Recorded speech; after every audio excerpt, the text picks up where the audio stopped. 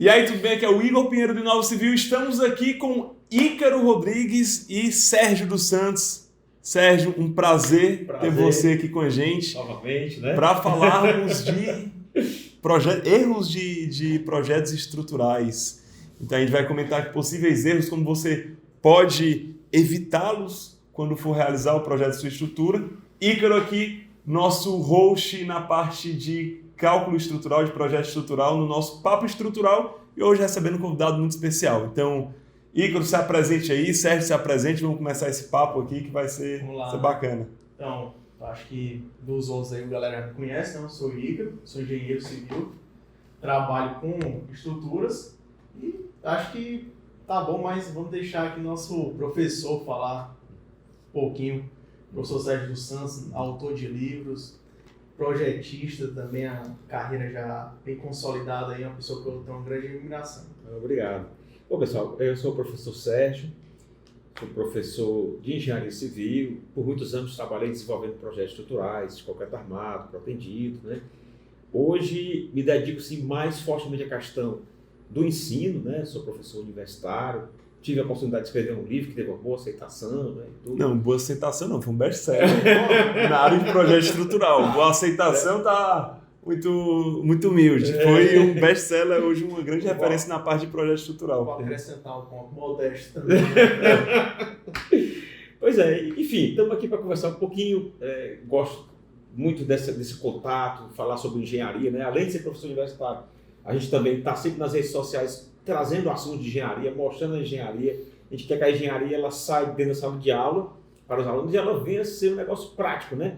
Então, assim, eu mesmo, digo uma coisa a vocês, quando chegou essa era, que eu sou de uma era, digamos, mais analógica, né? Para não ser tão velho, né? Estou na casa dos 50, tenho 50 anos, mas assim, quando eu comecei a estagiar, não existia, obviamente não existia internet. AutoCAD a gente ouviu falar, né? Então, olha só, em poucos anos a coisa mudou, né? Eu vou puxar uma história que você me contou, viu? Ixi, Pessoal, o professor Sérgio começou a estagiar muito cedo também. Sim. E ele me contou quando foi que você teve contato com o primeiro computador aí. Rapaz, o primeiro computador eu tive lá na escola técnica. Foi aquela história que eu te conto. Rapaz, você vai me fazer contar aqui não, né? Essa história não conheço não, tem que todo saber. Maravilhosa essa história. Não tem, Sérgio? Rapaz, assim, eu fazia um curso técnico na escola técnica, né? Então chegaram os primeiros computadores, né? E vocês sabem, aqueles computadores basicamente não existia HD, não existia como você guardar aquilo ali. Às vezes você transferia para uma fita cassete, né? Às vezes você transferia para uma fita cassete, você programava, transferia para uma fita cassete, mas não tinha dos disquetes, pelo menos não aparecia por lá.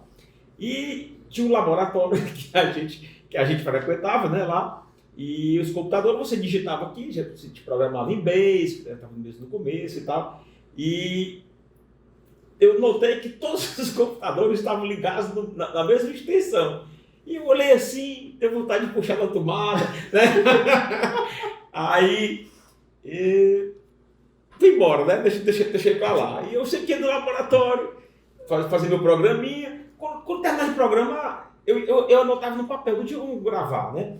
E aí desligava e perdia tudo, né?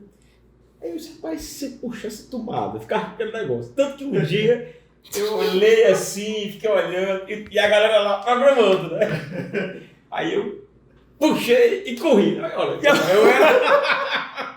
eu era assim, garoto, assim, 14, 15 anos. Necessidade de puxar. Aí o bolsista, né, lá, ei, rapaz, que está lá? E saiu correndo atrás de mim, eu corri, me escondi lá na sala de aula e tal. E aí também nunca mais fui no laboratório, né? Fiquei lá, queimado no laboratório. E passou muitos anos, né, tudo. E eu fui trabalhar em Juazeiro, aí saí, fiz faculdade de engenharia, não sei o quê. E eu fui lá em Juazeiro do Norte fazer uma avaliação de um curso. E aí o pessoal levou pra gente almoçar e nós fomos lá na Serra do Araripe, no Crato, né? Tinha um restaurante lá e tudo, a gente foi almoçar lá. E um cara me olhando, né? Né? E aí eu olhando pra ele assim, rapaz, eu já vi esse cara no canto, né? Aí no final ele chegou pra mim, aí eu cheguei pra ele e disse, rapaz, e aí, rapaz, eu estou te conhecendo de algum canto. Ele disse, cara, eu estou estudando na escola técnica. Nossa. Aí eu disse, estudei. Cara, eu sou o bolsista daquele laboratório que tu desligou o fio da tomada. Aí, mas olha, uns 15 anos depois, aí Ele gravou na memória. ele gravou na memória. Aí eu sei que, eu acho que pois é, cara, não, mas deixa eu falar. E hoje ele era professor da UFCA, eu acho que ele é professor de física, lá da Universidade Regional do Cariri. Então tem esses casos assim, ó pessoal, não façam isso. Até porque se você fizer, hoje tem bateria, né? Então não vai adiantar muita coisa, né? Brincadeira, nem no momento de descontração, né? O motivo de pedir para o pessoal contar essa história é para o pessoal sentir a evolução que a gente tem, principalmente quando chega no âmbito de cálculo estrutural. Que antes, rapaz, imagina aí, nessa época, para você fazer um cálculo de programa, né? O pessoal usava régua de cálculo. Então, não sei se o pessoal não sabe. Peguei essa parte não, eu já tinha calculado, né? Mas assim, uns 10. Olha, eu tinha um colega que ele, vamos ver aqui, ele tem assim uns 8 anos a mais que eu, né? Então, um cara uns 8 a 10 anos mais velho. Ele foi meu supervisor, eu trabalhei com ele, né? Ele foi um cara que me ensinou muito, assim, foi um dos meus mentores. E ele falava o seguinte, que lá na universidade, eles faziam um programa no cartão. Então, você imagina um computador sem um monitor, sim, eu sei. Era um cartão perfurado, aí ele fazia um programa, aí ele entrava com aquilo ali era lido, não tinha um monitor. Quer dizer, eu não consigo conceber um computador sem monitor, né? Para você ver alguma coisa. E é nessa pegada aí por isso que eu puxei esse assunto com o senhor, porque essa evolução nos trouxe uma grande facilidade, né? Nos ajudou demais. A pessoa, você mexe naquela regra de cálculo desse cartão, você não vê, você não conseguia mensurar visualmente. Era tudo ali, programação, óbvio que você tinha o algoritmo, você tinha todo o raciocínio lógico por trás, mas você não consegue mensurar como a gente tem hoje, né? Que é um dos nossos maiores pontos. O que é que a gente entrega aí num projeto estrutural? É o que consegue se ver, que é um desenho, uma prancha. Tridimensional também, você consegue hoje, ter a tangibilização do que está acontecendo. Isso é hoje, quando a gente está brincando aí nessa... Já tem muita gente trabalhando com a plataforma, todo mundo integrado, uma plataforma mais 3D, o TQS hoje está com isso bem disseminado até, detalhamento 3D, mas imagina você ver isso aí antigamente, que era tudo no braço. Sim. Tudo no braço. Cara, eu me permita fazer um comentário. Eu não sou tão antigo assim, né, que peguei, mas eu comecei a estagiar, até aqui com o pai do Eduardo, o Helder Martins, vocês conhecem aqui do Inova Civil, e eu fui o primeiro estagiário do Helder, e tudo lá era feito assim, meio que manualmente, né? Então, como é que era? A planilha, você tinha que pegar um papel manteiga, você desenhava a estrutura, riscava, estava passando uma viga, marcava o pilar, tudo no papel manteiga. E quando a gente ia procurar, digamos assim, fazer um tipo de modelagem rudimentar, que é tipo como se faz hoje no F2, mas não era nem como no F2. Os programas mesmos que a gente tinha, né? Que às vezes tinha um colega que tinha mais desenvoltura e programava ali, por exemplo, um programa para calcular esforço numa viga contínua e tal. Então, é o que eu muitas vezes digo, era uma era que você não tinha nada visual. Então, por exemplo, eu tenho aqui uma viga que tem 3 vãos. Aí como é que a gente fazia? Aí o programa perguntava, quantos vãos tem a viga? Aí você botava lá no 3. 3 dava um enter. Aí o programa, diga o primeiro vão. Aí você dizia lá, 6 metros. Você botava 6, dava um enter. Aí você podia dizer o número de divisões de carga, ou ele ia inferido pelo tamanho dos vãos das cargas distribuídas e tal. Então era um negócio todo manual. E no final, ele te dava uma série de números.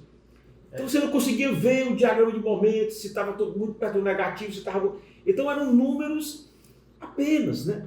Então isso aí, digamos assim, era muito assim, difícil assim, você fazer esse tipo de análise. Eu me lembro que já no escritório do Helder já tinha um programa que era semi-automatizado, que era o Systrut, que a gente fazia isso aí, mas ele já começava a mostrar os gráficos, então você conseguia ver o gráfico do diagrama de momentos fletores, o gráfico do esforço cortante, ele tinha um programa de pórtico, que você conseguia ver, programa de greve. Então, assim, foram os primeiros rudimentos, assim, já era um programa bom, sabe? Eu achava fantástico o programa de piladeiro, que você... Era muito parecido com o PCAL que tem hoje em dia, né? Que a gente pega aí. O PCAL que é bom, né? Sensacional, o PCAL. O programa assim, que é distribuído. Né? Isso. Então era como se fosse o PCAL, que já naquela época... Pessoal, não existia o Windows. Era o MS-DOS, né? Então, eu comecei a trabalhar com o TQS na versão 6 era 6.5, 6.7 do MS-DOS. Então não existia esse TQS para Windows. Então eles tiveram que reescrever o programa todinho depois para jogar para Windows. Então assim, é uma evolução. Hoje a gente não fala em calcular, a gente fala em modelar, né? Então o TQS, esse conceito de modelar, é como eu falo, né? O TQS ele já tem, entre aspas, um Revit dentro dele há muitos anos. Ele foi um dos primeiros programas que ele abandonou essa parte de entrada gráfica. Você, sabe, entrava com dados, que você desenhava uma espécie de um DWG para depois ele extrair aquelas informações. E ele já passou para uma modelagem, né? Então, assim, a evolução, né, acho que a TQS tem 35, 40 anos, uma coisa assim, foi uma coisa assim, muito absurda nesse período, sabe? Houve muitas mudanças realmente. E é interessante que a gente visualizando na engenharia no mundo, nos últimos 30 anos, mudou de uma forma absurda a tecnologia. Sendo que o que não mudou foram os erros de projeto que acontecem lá dentro da obra. Então, existem várias atitudes amadoras que existem até hoje dentro da obra. Eu acho que a gente poderia comentar nesse sentido e especificando mais em relação a um ponto sobre a sondagem. Por quê? Sondagem é você ter informações, para a partir de informações você desenvolver novas informações para realizar o seu projeto estrutural. Sérgio, em relação à sondagem, vamos dizer, o começo de tudo, quais são os principais problemas, erros e às vezes até mesmo um projetista estrutural que está no começo de carreira pode acabar se deixando levar pelo mercado que existe? Eu acho assim, eu passei por isso, né? Quando eu comecei a fazer alguns pequenos projetos, quando eu me formei e tudo, que é lá de fazer um projeto assim, eu trabalhava num grande escritório aqui de Fortaleza, mas também que lá pegava um projeto pequeno, que eu fazia de autoria própria mesmo e tal, e aí gostei dessa sua colocação. Às vezes a gente, digamos assim, querer, né, ter os projetos autorais da gente e tal, às vezes a gente se submete a certas coisas, né? Eu cheguei a me submeter já, que o cara disse, não, bicho, aqui eu não tenho dinheiro para pagar sondagem não, tem que tu dá teu jeito aí, né? Olha, vai lá no terreno, dá uma olhada, né? Calma aí, vamos Acaba aqui com a mão. Mas o pior é que às vezes o pessoal, o colega meu pegava assim uma vareta e enfiava assim no terreno, para ver se faz sentido, né? Isso é verdade, eles te ligam e falam assim, rapaz, o cara vem aqui uma vala aqui de 1 metro por 1 metro por 1 metro, e tá mais ou menos aqui bom. Chegou a pensar. Mas assim, sabe? Eu digo assim, mudou muita coisa. Vamos pegar aqui a cidade de Fortaleza, né? Pessoas do Brasil estão assistindo, e na minha época tinham poucas empresas de sondagem realmente, né? Tinha poucas empresas. Mas pessoal, hoje, se você colocar assim, sondagem, vão ter assim, dezenas, só que em Fortaleza são dezenas e dezenas de empresas. Então assim, hoje é um mercado que já é grande. Você não está na mão de uma, duas, eu quero ter 2, 3 empresas. Ou você fazia com eles, eu não fazia, né? E aí disseminado, né? Hoje não temos muitas empresas. Agora, cuidado também que tem que ter. Não é o fato de você apenas contratar a empresa.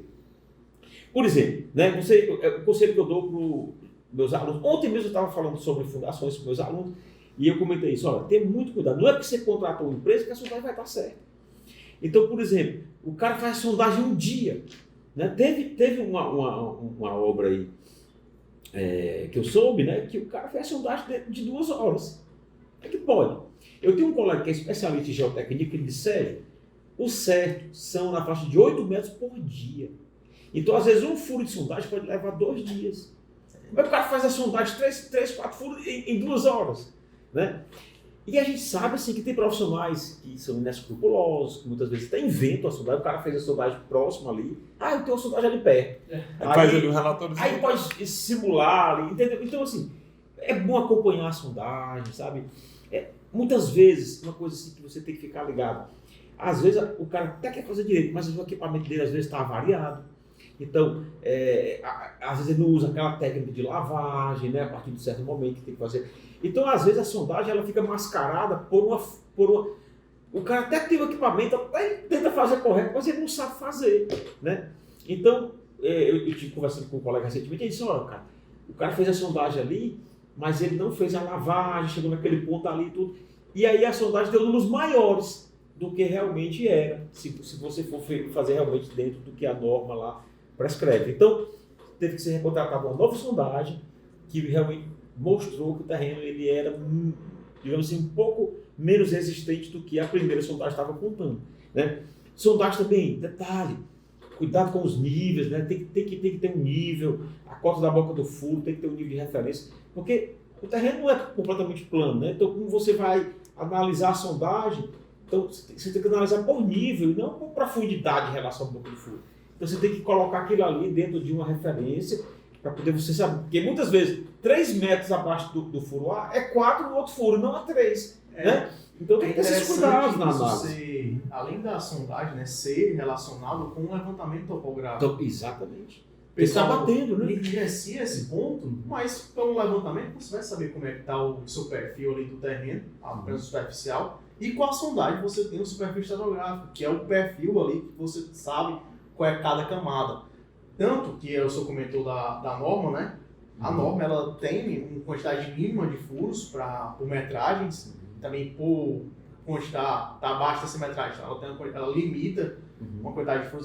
Não é só chegar lá e vou fazer um furo aqui e acabou. Exatamente. Não, tem que ser feito como a norma fala. Por quê? Porque, se eu não me engano, são 3 furos.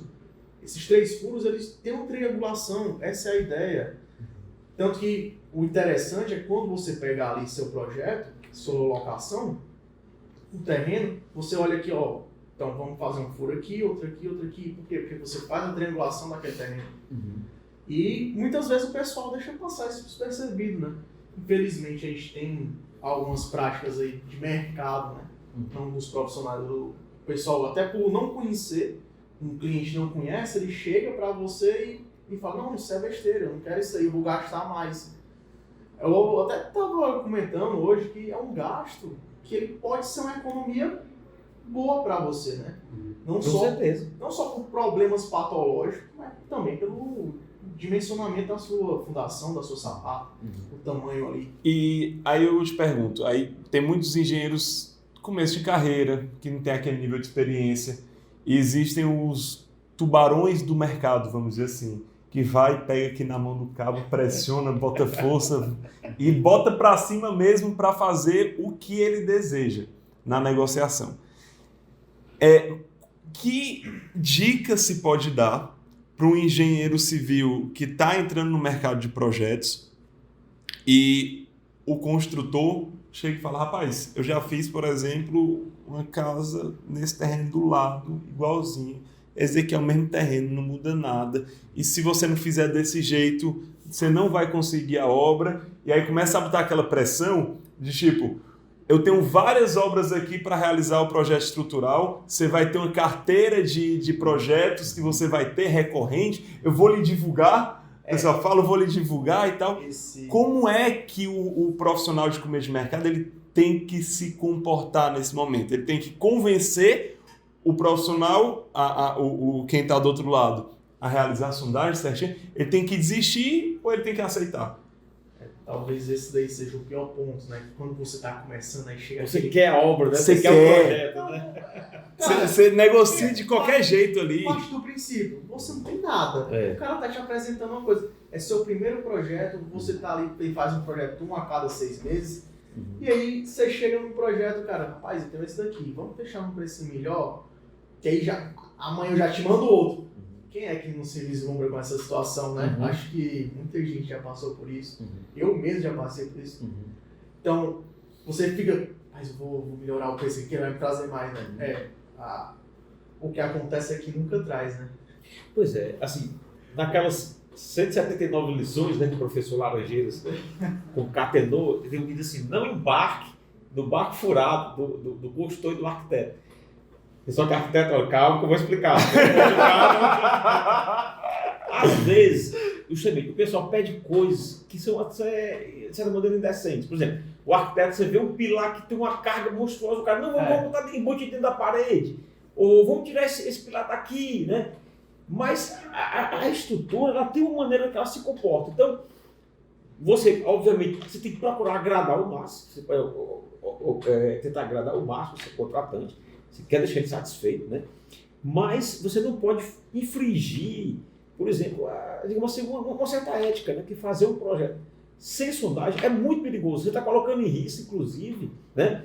Aqueles que vão morar, muitas vezes o construtor vai vender essa obra, né? Essa casa, para outra família que não tem nada a ver, que vai de repente morar numa casa que está insegura. E a gente sabe que existe a lei de Murphy, pode ser que deu certo numa casa, deu certo na outra, pode ser que numa outra não dê certo, né?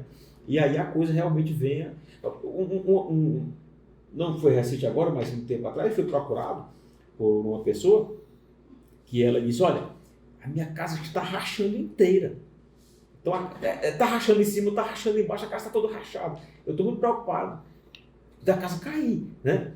E aí eu indiquei um colega meu que trabalha muito com recuperação estrutural e tal, que ele ia mexer desde os alicerces e tentar recuperar essa casa. Então, acontece, né? Por exemplo, aqui, a gente pensa assim, eu tenho um colega que é corretor e ele também, além de vender terrenos, ele negocia casa e tal. Por exemplo, aqui no nosso, tem muito aqui nas cidades brasileiras, os alphavillas e tal. E o que acontece, pessoal, muitas vezes o pessoal negligencia o projeto estrutural. Então você contrata, às vezes, um arquiteto a peso de ouro, né? E justamente o arquiteto realmente está certinho de cobrar a peso de ouro, porque os caras criam casas maravilhosas, assim, de fachadas assim, esplendorosas mesmo. E muitas vezes, quando chega no cálculo estrutural, o pessoal quer economizar, né? E aí, só para concluir, o que acontece? Às vezes, nem faz o projeto estrutural. Que você diz assim, não, cara, a sondagem, que sondagem? Eu não faço nem o projeto estrutural, eu chamo meu mestre e faço. Pessoal, e isso dá tanto problema. Esse colega meu que é corretor e que vende casa lá e que até constrói também, ele disse, Sérgio, tu não tem noção do tanto de problema que tem nas casas ali. 2 pessoas já me disseram. Porque justamente são casas fantásticas que o projeto é extremamente complicado, você imagina fazer sem projeto. Não é verdade? E o que é que acontece, né? O senhor falou aí, realmente, o arquiteto ele tem todo um trabalho, toda uma elaboração e tal. É realmente um trabalho, se você parar para pensar, ele atinge várias disciplinas ali, várias disciplinas no mesmo projeto dele.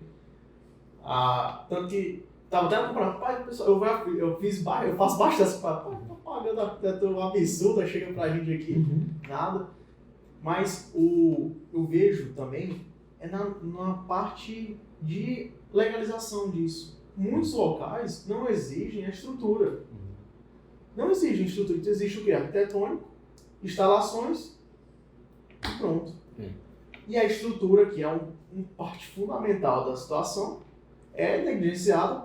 Aí por isso que quando o pessoal entra nessa parte, eles não ligam pra gente. A gente fica aí a ver navios nessa questão. E para mudar essa ideia dentro da cabeça de um cliente, rapaz, ele, estou gastando com isso aqui, vou gastar mais com você, para quê?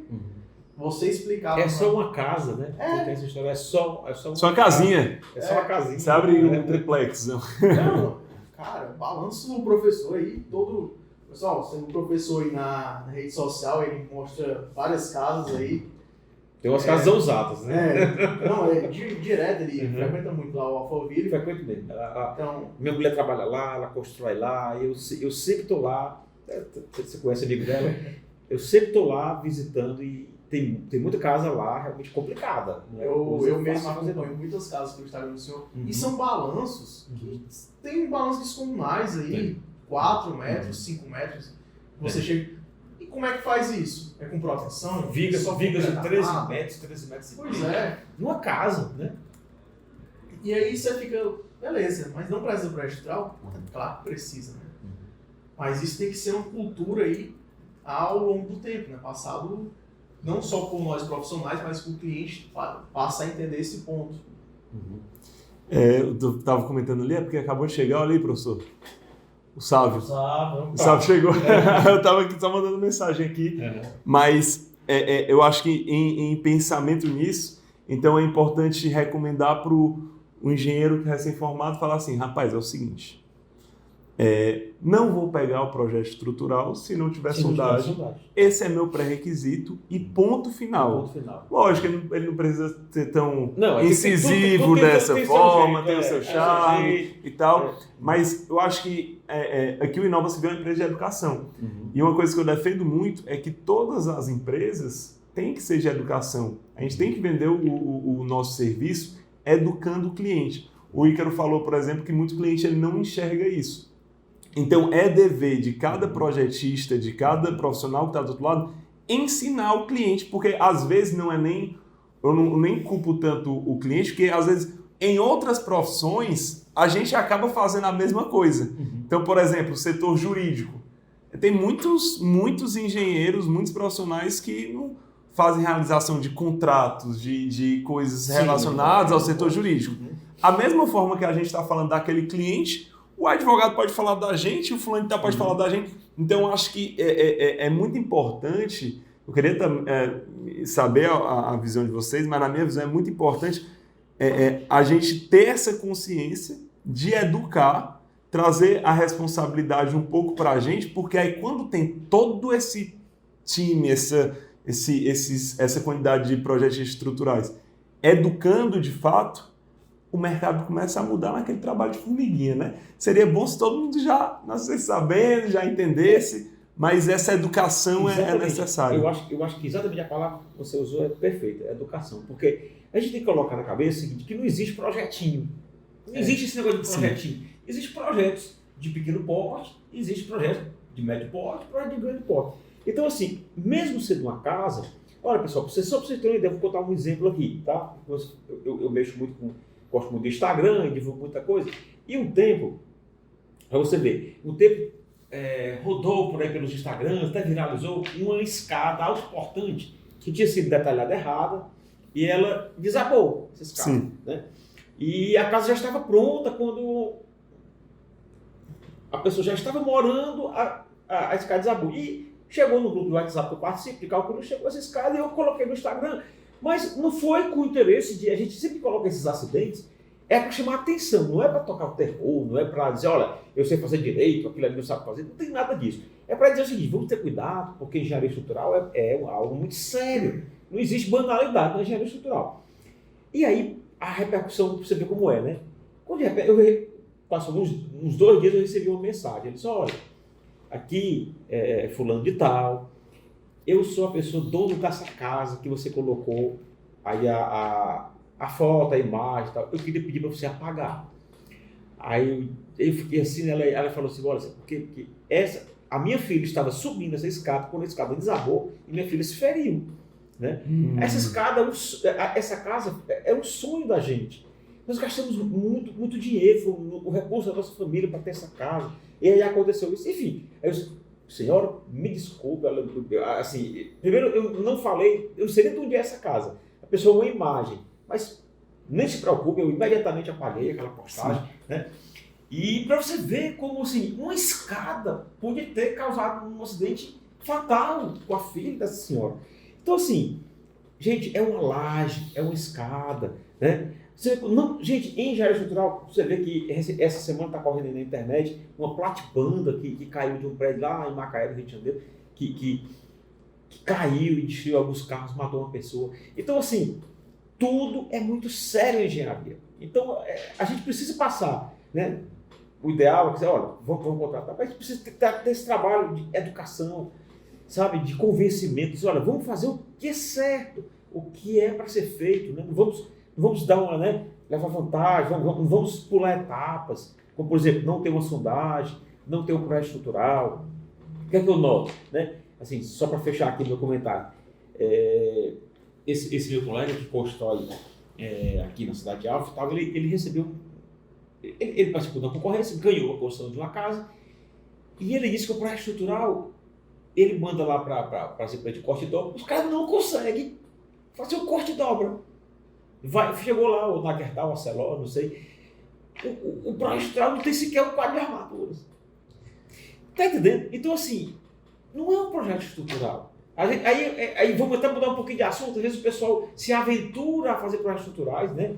Muitas vezes não tem a formação, pode ser engenheiro civil, mas não tem a formação realmente de um engenheiro estrutural e acaba, muitas vezes, sabe, aviltando o mercado, às vezes cobra um terço do que o projeto vale, né?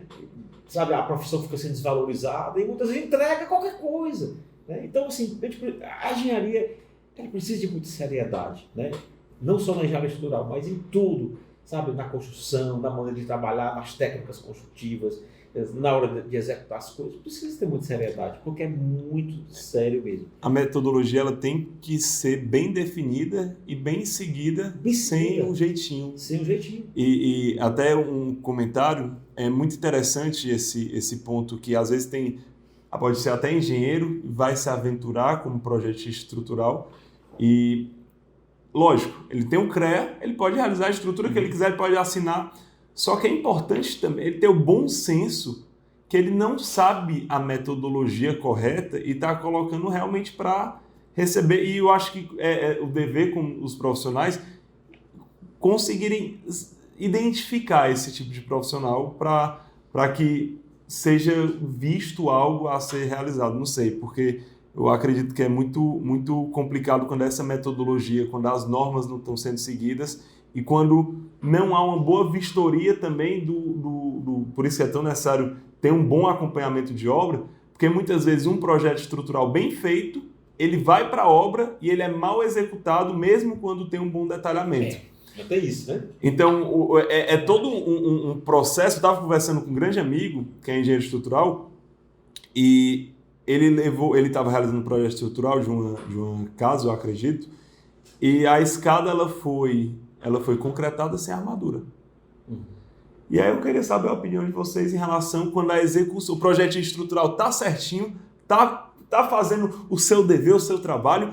Ele tá, até Sérgio, eu lembro muito de uma conversa que a gente teve, você fala, rapaz, o projeto estrutural tá tomando o seu cappuccino, tá ali no ar-condicionado.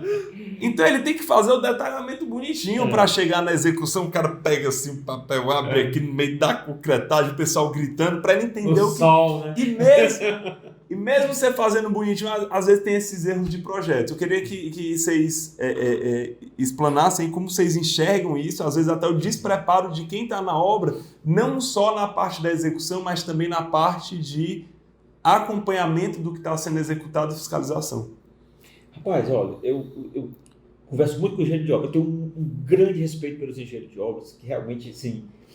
É aquela história, você só tá um calculista para construir algo, não sai nada, né? O calculista sabe calcular, sabe detalhar, sabe projetar, mas solta o dedo no canteiro. O brinquedo é o problema, né? Exatamente. A gente até pensa, soluciona, às vezes é que resolve o problema. Então os caras realmente têm um valor muito grande. Mas deixa eu dizer uma coisa para vocês que eu percebo e que também muitos engenheiros estruturais compartilham esse conhecimento, essa informação. É assim, imagina que uma obra vai começar.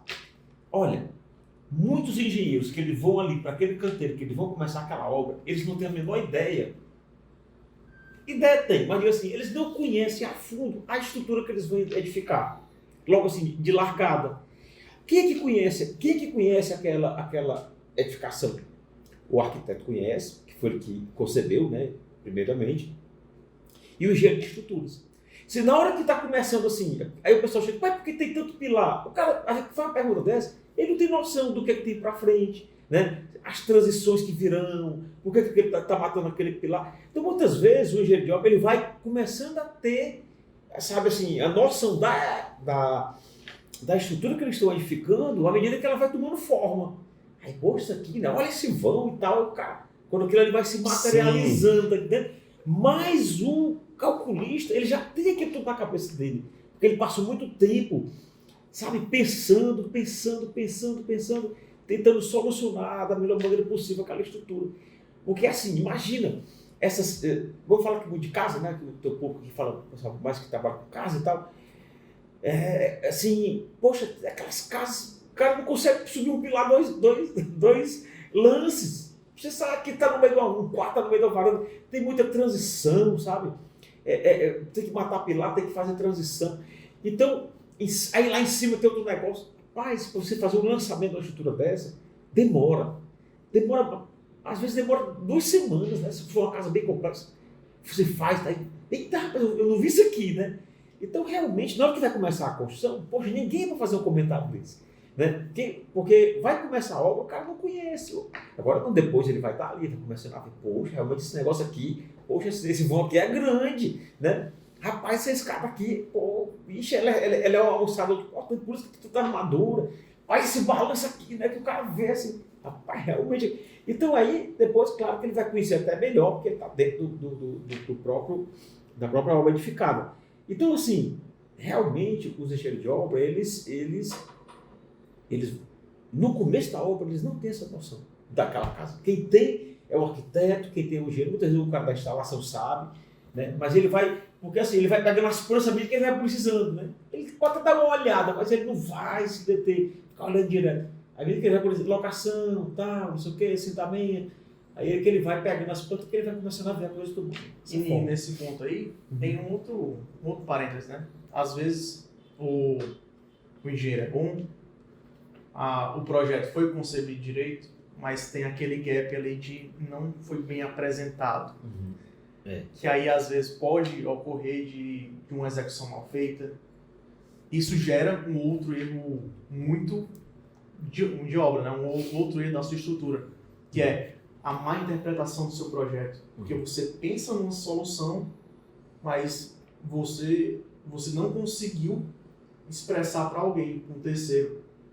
Eu acho que até pegando aquele gap lá da 179 missões. O que eu aprendi como calculista, né, como engenheiro estrutural, ele tem algumas brincadeiras lá, e acho que alguns delas me marcaram bastante, né?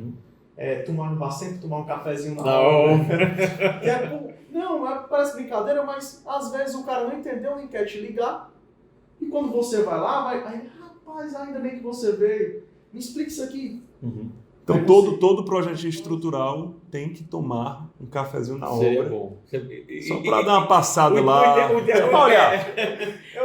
ideal é que seja um café remunerado, né? Porque também você pode ficar. E você não pode ficar. Não dá você rodando, né? Não dá. Às vezes até Um cafezinho remunerado. O cara chega lá, senta, fica só olhando, vendo se está tudo certo. Cara, assim. E acontece do pessoal da obra falar: rapaz, eu estava querendo falar com você, eu estava presente tirar a dúvida com você, mas muitas vezes ali no dia a dia passa despercebido, eu preferi fazer uma gambiarrazinha, eu fiz desse jeito, olha se tá bom, eu tô pensando em fazer desse jeito. Às vezes tem vergonha porque acha que ele é que não sabe, que ele é despreparado.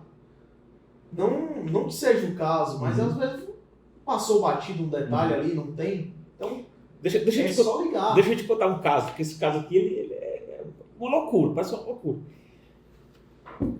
Marcaram a concretagem, era uma casa com subsolo e mais 2 pavimentos. Marcaram a concretagem da primeira laje. A construtora nunca tinha feito laje nevurada, né? Então o pessoal já pensa que se é casa tem que ser laje traliçada, né? Então era uma laje nevurada. E aí eu fui lá no dia da concretagem, né? Aí eu até achei que a concretagem ia ser no outro dia, mas não vai concretar, eu fui lá. O caminhão tinha chegado, presta atenção, o caminhão do concreto tinha chegado. Eu subi na laje, quando eu vi, tinha um ferro assim grosso, negativo, que ele saía de uma ponta até a outra da laje. Mas que ferro é esse, né? Eu não lembro desse negócio. Aí na outra nervura, o ferro vinha eu não acredito, de uma ponta a outra, né? Aí eu, mas tem alguma coisa errada. Eu olhei para baixo, o mesmo ferro estava lá embaixo, estava lá, né? Aí eu disse, cara, tem um projeto aqui. Cara, ninguém sabe decorar. Quando eu olhei lá, tinha 2 ferros de 10, né? Aí chamei o mestre, né? E isso, o cara já estava com o caminhão betoneiro já montando o negócio lá. E ele já tinha começado a despejar um concreto. Eu disse, para. Chama o ferreiro, mas que diabo é isso aqui? Aí disse, não, tá aqui o projeto. 2 ferros, é um embaixo e um em cima, né? Eram 2 ferros positivos dentro da nervura. Da cabeça dele, que eu não sei de onde ele tirou, ele achou que tinha que colocar em cima. Esse meu amigo, agora para todo mundo, vamos descer esses ferros agora, né? Aí correram lá e foram. Tá entendendo? E a laje fica com a metade da armadura. Pessoal, nessa direção. Então, assim. Tá rindo, não é debochando, não. Às vezes é um pouco de nervoso também. Porque ninguém não ia saber, a menos que desse um problema, né? Começa a dar problema, começa a abrir fissura e tal. É só aí que você vai saber que está faltando uma barra em cada nervura, né? E é excelente você comentar sobre isso aí, porque, e se eu quiser entender um pouco melhor, sabe, eu nunca tive experiência com projeto estrutural, não sei como é que eu arrumo, que eu leio um projeto, onde é que a gente consegue um norte nisso aí? Eu sei a resposta. Você sabe? Isso aí, deixa eu ver aqui se eu... Tu já tem ela aí? Vai ter uma resposta boa. Cadê? Deixa eu ver, vamos ver. Olha aí. Olha aí. É muito... E, professor, tem o livro Desconstruindo o Projeto Estrutural de Edifícios, que é um best-seller na área de projetos estruturais. E, inclusive, é um dos conteúdos que estão lá na formação em novas estruturas, que você disponibilizou para a gente poder ensinar os alunos, engenheiros civis, a realizarem projetos estruturais e lerem, e terem esse entendimento. E qual foi o principal objetivo da criação desse livro? E o conteúdo desse livro, ele se refere a quê? Qual o objetivo? O que é desconstruir um projeto estrutural? Que é um belo nome, né? Desconstruir um projeto estrutural. Eu acho extremamente elegante, cara. Eu vim pra cá pensando, mas o professor foi muito Incisivo, foi bom. Desconstruir, porque realmente eu li o livro. Eu até recomendo quando a gente tem estagiário lá, uma das primeiras leituras que os meninos fazem é do livro do senhor. Então, meus estagiários lá, com a maioria lá do IFCE, eles já são meio catequizados, né? Então o menino tem de ir na bolsa direto. Mas uma parte muito legal, a gente tenta sempre pegar estagiários mais novos ali, que está começando a faculdade, ali está no meio da faculdade. Eles não tiveram contato ainda com o livro, com a estrutura, né? E aí, como vem para o escritório de estrutura, a gente sempre passa Thaís tem mostrando um pouquinho, cara, dá uma lida no livro para você poder pegar um projeto e entender que a gente está conversando a mesma língua.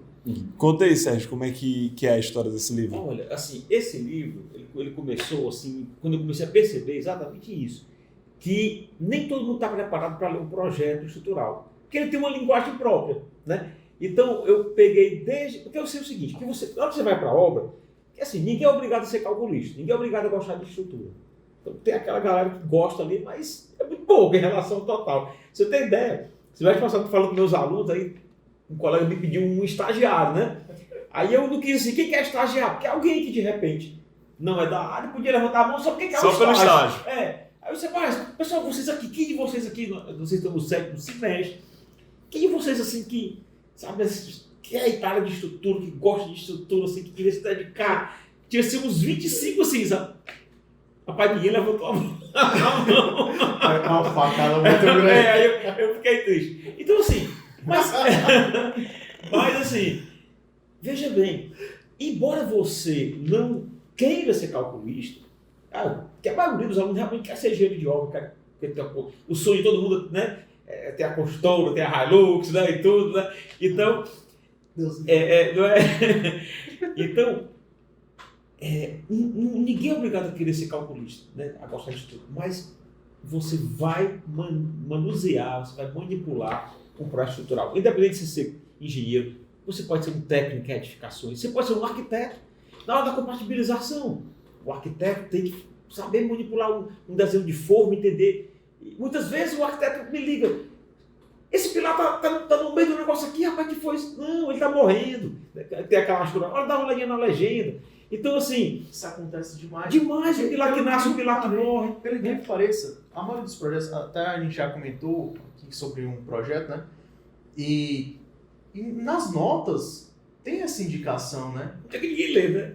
Ninguém lê as notas. Pouca gente lê outra frase. Nota de projeto, ninguém lê estrutural.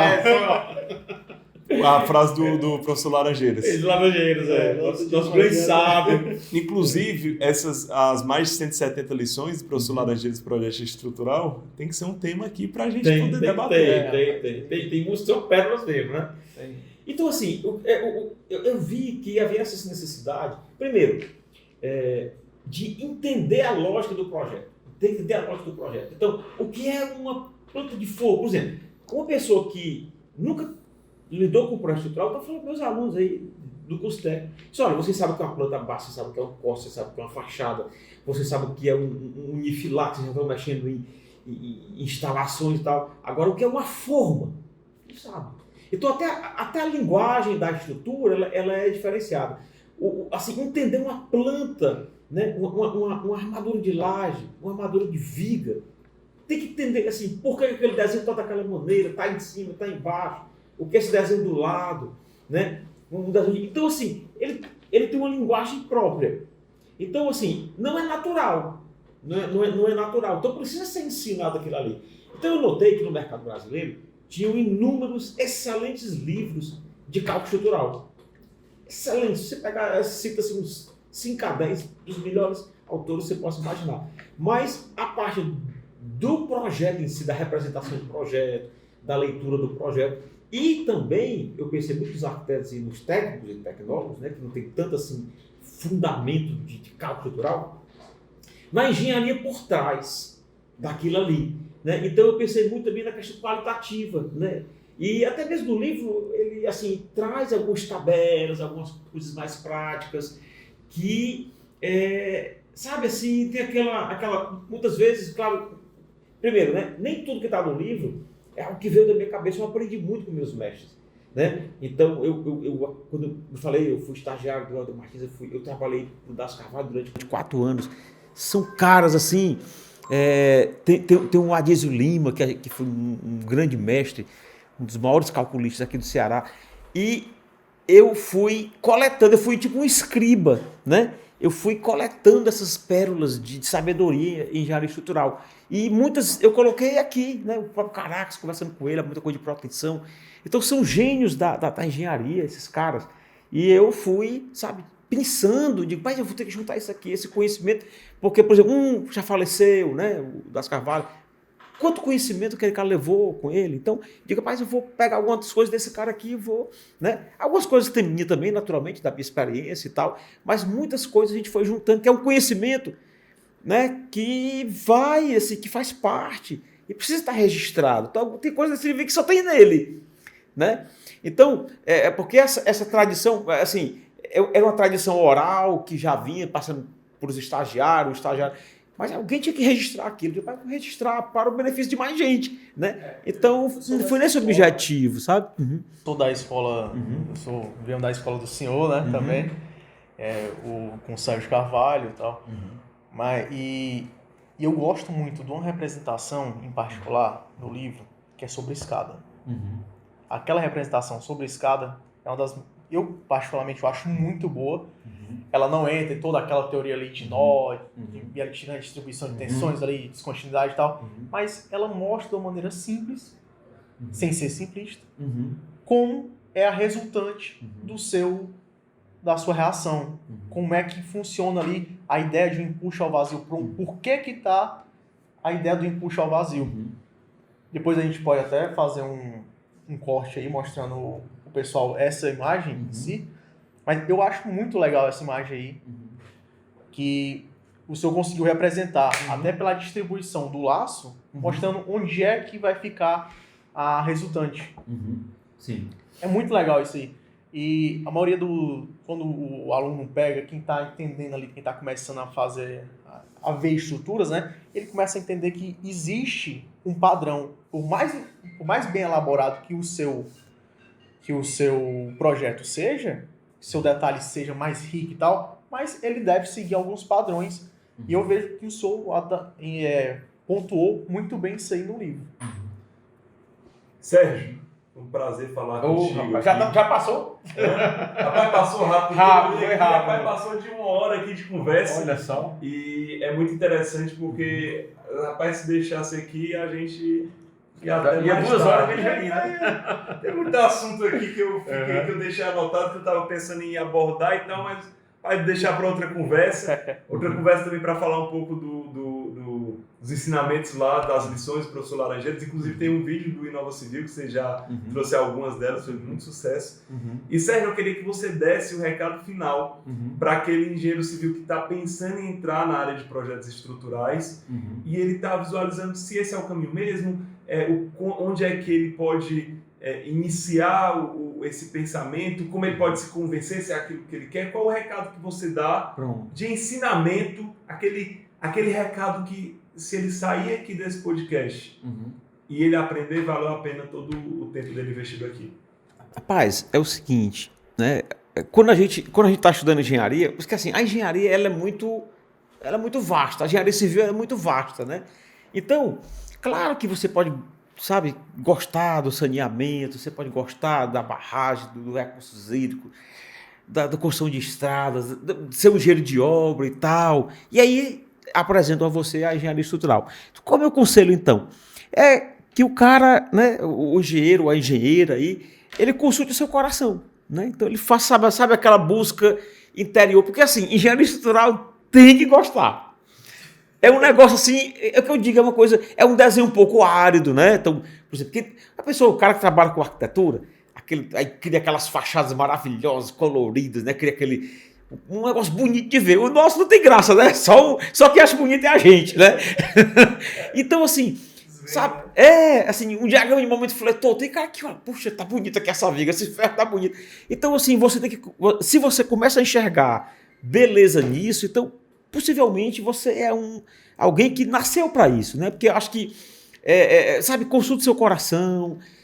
Se você vê, assim, sabe, se você começa a enxergar, a ver a beleza numa estrutura, talvez isso seja para você, né?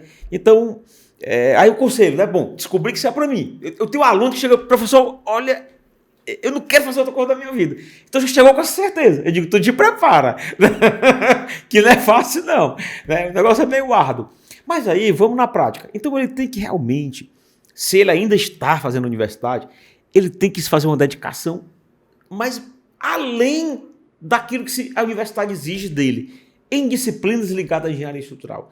Então, por exemplo, mecânica, né, aquela mecânica para engenharia, resistência dos materiais.